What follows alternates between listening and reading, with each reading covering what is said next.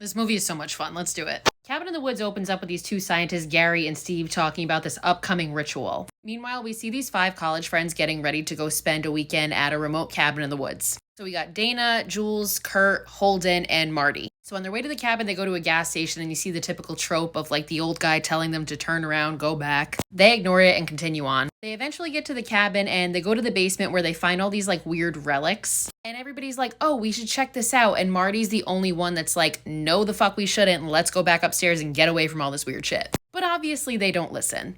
Dana ends up reading a passage from a diary that she finds, which ends up summoning a zombie family. Now, back at the lab, we see that everything in the house is being manipulated and the group is being watched. And there's this really funny scene where they all had bets on which relic somebody was going to choose, which then was going to summon a certain entity. So we see like mermaid, vampires, and then zombie redneck torture family, which is the one that they get.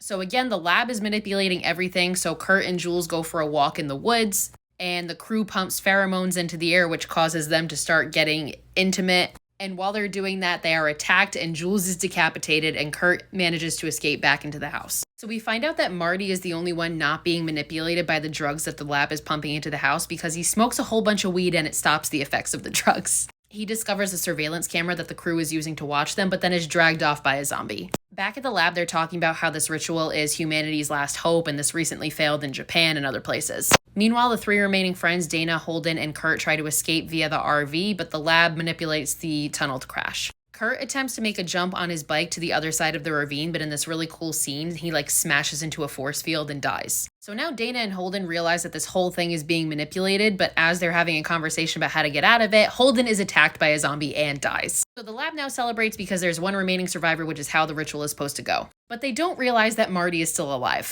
So Marty takes Dana to this hidden elevator that he finds, and when they descend, they see all of these different creatures behind glass walls. And they realize that all of these creatures were represented by items in the basement, so they basically chose their own way to die. So when they get out, they end up in the control room and they are cornered by security. So they do what anybody would do, and they unleash all the creatures by opening the elevator doors. This might be one of my favorite horror movie scenes ever because it's just absolute chaos. And you just see all the different creatures killing everybody in different ways. Marty and Dana escape the chaos where they are confronted by the director, who is our Queen Sigourney Weaver. She basically explains that they were part of an annual ritual of human sacrifice that they used to appease the Ancient Ones. During this ritual, they sacrifice 5 people who kind of satisfy all the horror tropes, so like the whore, the athlete, the scholar, the fool, and the virgin, who is Dana, who was supposed to survive. So she tries to convince Dana to kill Marty to complete the ritual and save the world. And Dana almost does it, but then is attacked by a werewolf. Meanwhile, one of the other creatures kills the director. Marty ends up killing the creatures, and he and Dana decide that humanity is not even worth saving. And they sit there and smoke a joint as the world ends.